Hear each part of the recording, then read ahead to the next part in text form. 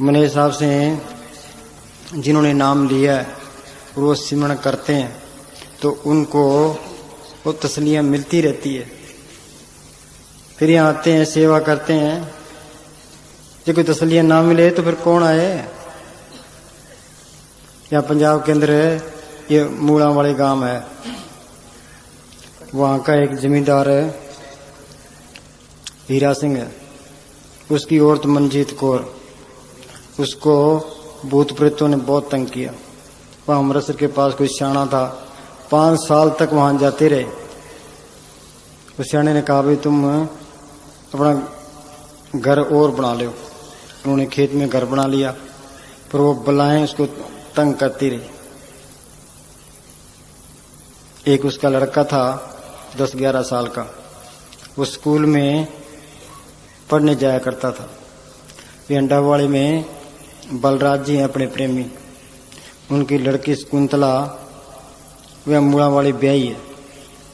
उनके घर मने साहब जी 3-4 दिन रहे, सत्संग किया तो बच्चों को वो सतगुरु का रंग चढ़ गया। स्कूल में बातें करने लगे, भी सतगुरु इस तरह करता है, इस तरह करता है। वो लड़का भी सुनता रहा, मनजीत कौर का लड़का। तो घर आया तो उनके भैंस ना मिली,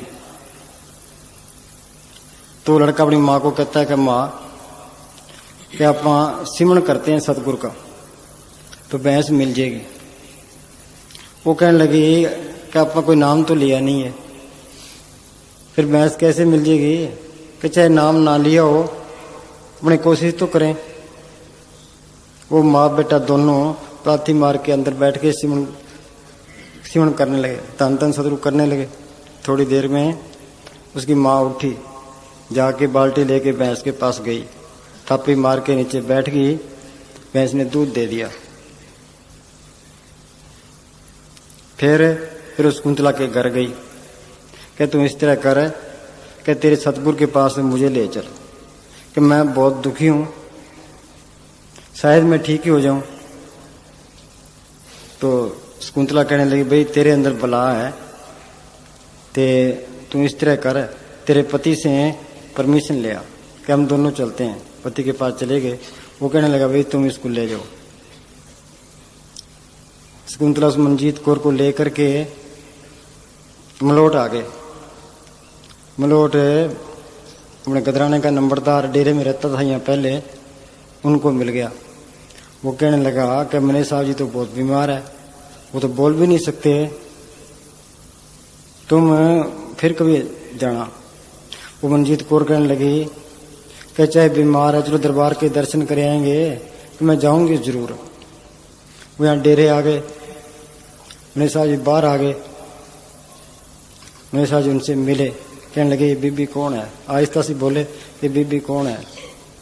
उस कुंतला कहने लगी कि जी ये हमारे गांव मूड़ा वाले की है, और बलाओं से बेचारी बहुत तंग हो रही है।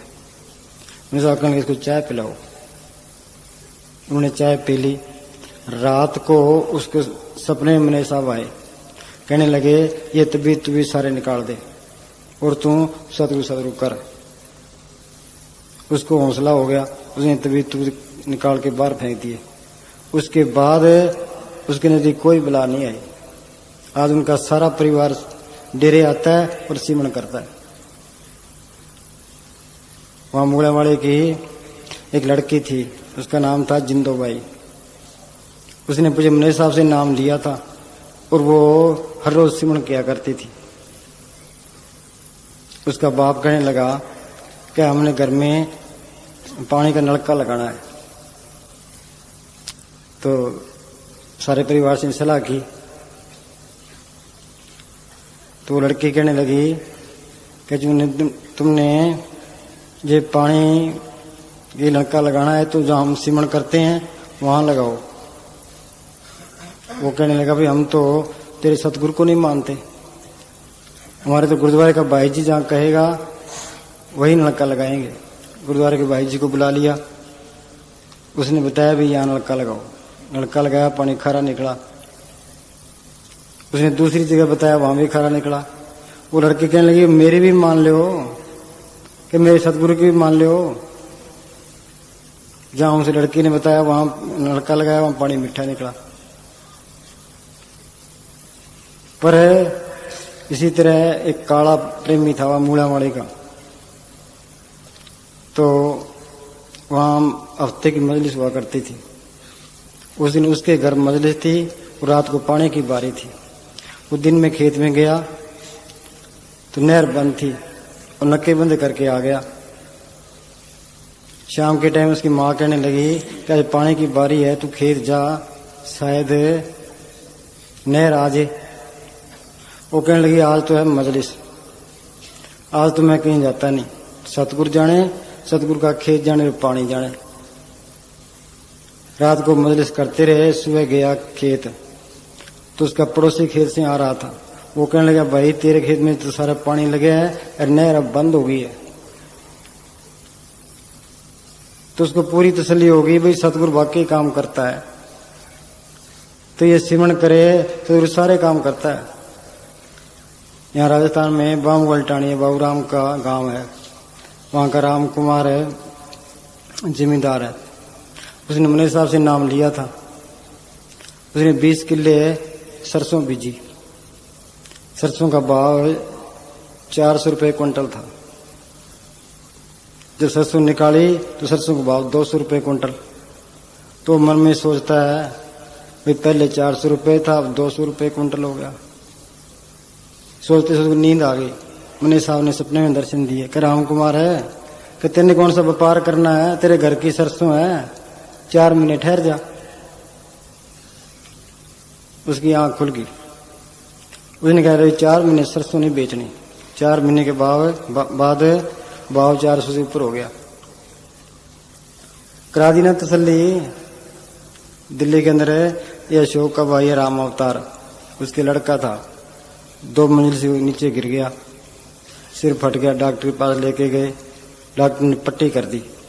डॉक्टर कहने लगा भाई खतरा है इसका। घर ले आए। रात को उसकी माँ उसके पास बैठी थी, सिमरण करती थी। उसको सपने में साहब दर्शन दिए। बच्चे के सिर पर हाथ फेरे कि फिक्र ना करे, ये चूल्हा नहीं छोड़ता। उसको पूरा हौसला हो गया। अपने बीकानेर का भंवर है, इसके गले में गांठे थी। ते डॉक्टर के पास गया। डॉक्टर कहने लगे भाई ऑपरेशन तो कर देंगे पर खतरा है। ये वापस आ गया। घरे बैठा था, सिमरण करता था। अंदर ख्याल जोड़ा। मैंने साथ दर्शन दिए कि ऑपरेशन करवा ले, कुछ नहीं होता। जाकर डॉक्टरों को कहने लगा जी ऑपरेशन कर दो, मेरे कुछ नहीं होना।